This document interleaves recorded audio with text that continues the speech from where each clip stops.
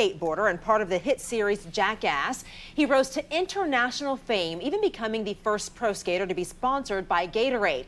However, at the height of his success, he was also battling a heroin addiction that lasted 21 years. He is sharing his story in a new book, Dream Seller, and Dream Seller Part 2 and Part 3. He's here now with us to explain more about this. And Brandon, I remember you from MTV. I remember you from the show Jackass and Bam Margera. You guys were always together on the Sirius satellite radio. I guess the one thing I didn't realize when you were initially starting out, kind of coming on the scene, was this battle with heroin. But it kind of been a part of your life since you were 14 years old. Yeah, you know, I kind of came from a family where my father never held a job a day in his life. He taught me one thing, if and when I go to prison, how to conduct myself. Ultimately, he died as a direct result of the disease of addiction. So I believe I was genetically predisposed. That's my opinion. Yeah. But the reality is the disease of addiction does not discriminate. From Yale or jail, the White House or the outhouse, the results are all the same.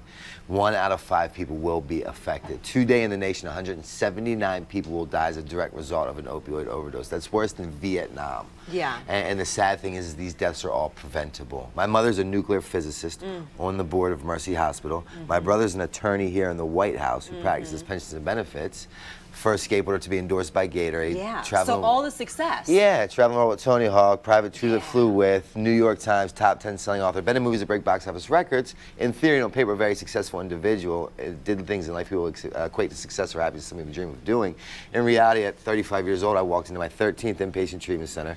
My mother bought me a plot. People had taken life insurance policies out on me. I just woke up from being on life support for 7 days. My worldly possessions consisted of 8 scarves, 2 jackets, 3 socks, 1 stick of deodorant fit to a bag, doubles a pillow, and 4 cigarette butts. And my mother had nothing left to give. She went to God with one prayer. That prayer consisted of, God, please cure him, kill him, or kill me. I can't take it anymore.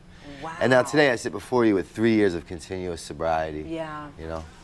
You know, that's an amazing story. And you said that, you know, you're lucky to be alive at this point, considering all that you've been through. The one thing I noticed when I was reading up on you is that friends, people that you knew, Bam even said, at this point, he's just killing himself. Yeah. And I think that for people who are watching, you know, when they're seeing people who are addicted to opioids or heroin or whatever the drug may be, it is hard to watch that. But what advice would you give to those people?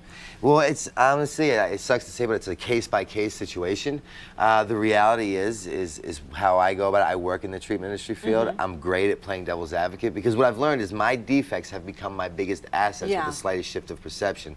I have 2 phones and they ring non-stop, and the calls always go like this: Novak, if you can get clean, there's no reason why I can't. Can you help me?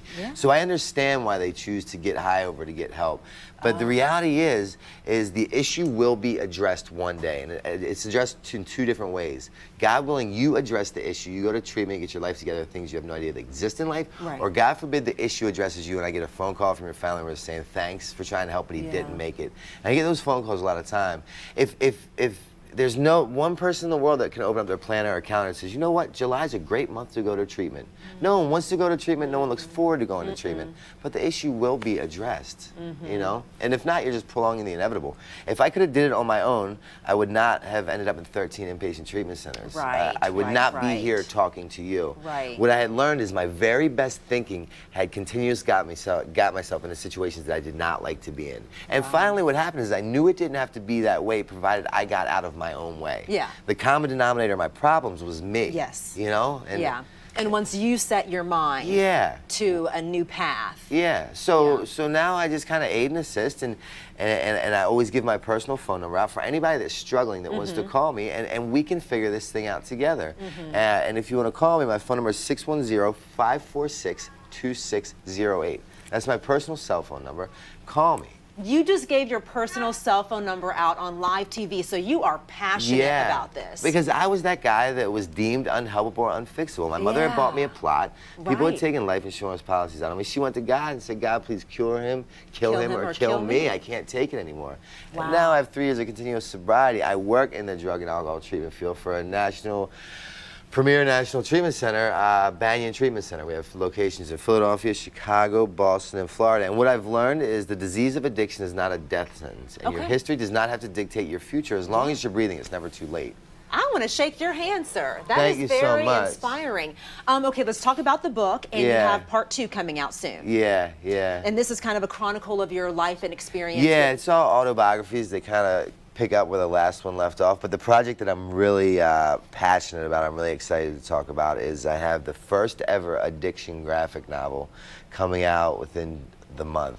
Wow. And this is going to be a game changer, because what we're trying to do is, unfortunately, they're talking about lift the stigma, how do we lift the stigma? The stigma is being lifted because the death toll is rising. Right. You know what I mean? So fortunately, unfortunately, depending upon one's perception, that's what's happening, Yeah. and it's a good thing or a bad thing. But so we don't have to really worry about lifting the stigma. But now this addiction graphic novel, it's a topic that's not so much shunned anymore. Right. Your phone number one more time before we go. 610-546-2608. If you need help, Brandon said he's here to help you. Please call me, man. Thank you so much for coming on the show. Thanks a I appreciate lot. your time. Thank you for being so open.